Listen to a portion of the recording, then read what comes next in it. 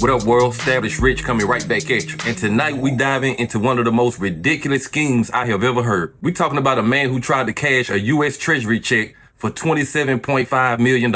And the way they went about it shows you exactly how far desperation and bad decision making will take you. This check wasn't theirs. It belonged to a company in Virginia who never cashed it. So right away, you know this story is headed in the wrong direction. Because anytime you start with something that big and that illegal, you know the ending is not going to be pretty. Tonight, 4 men are in jail in Fort Lauderdale in connection to a stolen check plot. Carlos Villanueva, Eric Bedford, and John Boxic and Jorge Garcia facing several charges, including theft of government property and conspiracy to defraud the U.S. The group allegedly got a hold of a stolen tax refund check for a company in Virginia worth nearly $28 million. Investigators say in Pembroke Pines they thought they were meeting with a banker who was really an undercover police officer in hopes of illegally cashing the check. This whole thing started with a man named Carlos Villanueva, and somehow he got his hands on this massive check and tried to flip it. But instead of moving quiet, instead of moving smart, he contacted the wrong person. He contacted a man known as the banker, who just so happened to be an undercover U.S. Treasury agent. Think about that for a second. The Treasury makes the checks, and this man went to the Treasury for help to cash a check he stole from the Treasury.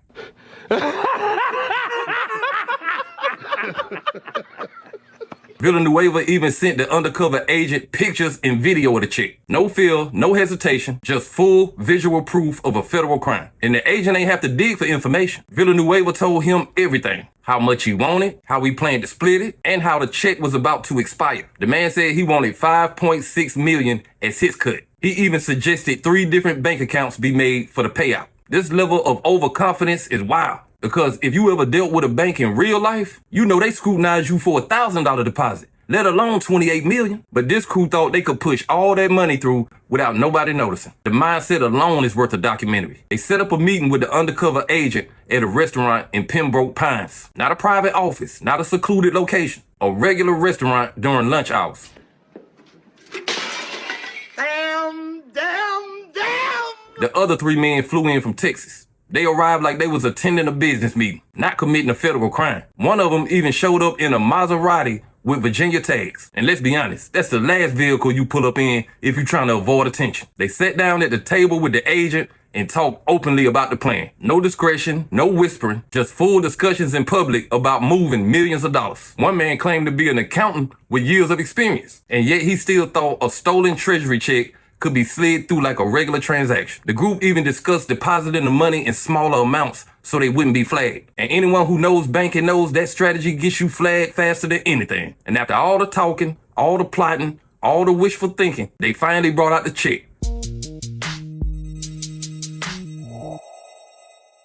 The moment it touched the undercover agent's hands, federal officers swarmed the restaurant. And that was it. No escape, no dramatic ending, just 4 men in handcuffs because they gave a Treasury agent a stolen Treasury check. The company in Virginia still hadn't received their money, and these 4 men were now facing charges that could ruin their lives. The saddest part about this ain't just a failure to plan. It's the mindset that led up to it. This belief that shortcuts can replace strategy, belief, and hard work. Because there's desperation, and then there's this. A level of risk that makes you question how anybody could have thought this would end well. Once those agents moved in, the game changed immediately. No more talking, no more negotiating, no more bravado. Just federal custody and federal charges. These men were hit with conspiracy to defraud the United States. They were also hit with theft of government property, which is a serious offense all by itself. And here's the scary part about federal cases. The feds don't move until they already got you boxed in from all angles. They got photos, they got videos, they got texts, recorded meetings. They had enough to lock these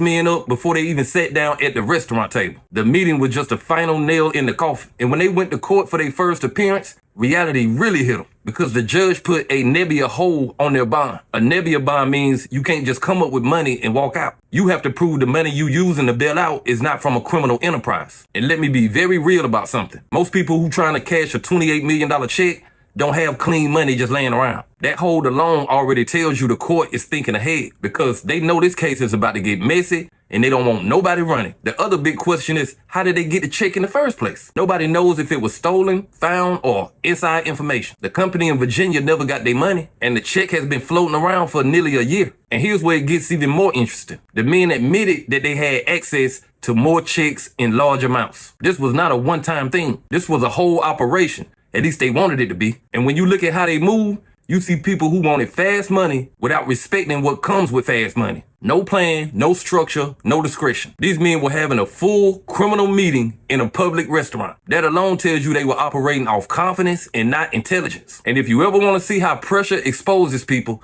this case is the perfect example. Because the moment they got arrested, nobody was smiling, nobody was confident, and nobody was talking about millions no more. They were sitting in front of a federal judge trying to figure out how to prove they bond money ain't dirty. That's how quick the energy changes when consequences come into check. And you know what else I find crazy? The fact that they trusted each other enough to commit this level of crime. When millions are on the table, loyalty gets weak. And the feds know it. Right now, you can guarantee somebody is thinking about cooperating because everybody wants the best deal and nobody wants to carry a federal case alone. And that's what makes this situation so sad. These men were not just desperate, they were disconnected from reality. They thought they could outsmart a system that has more surveillance, more data, and more experience than any criminal crew can compete with. And they paid the price for that mistake. But let me tell you the most important part of all of this. Crime like this don't come from ignorance. It comes from desperation and delusion. The delusion that you can outsmart the government who has limitless resources. And the delusion that nobody will turn on you when the pressure comes. Because in cases like this,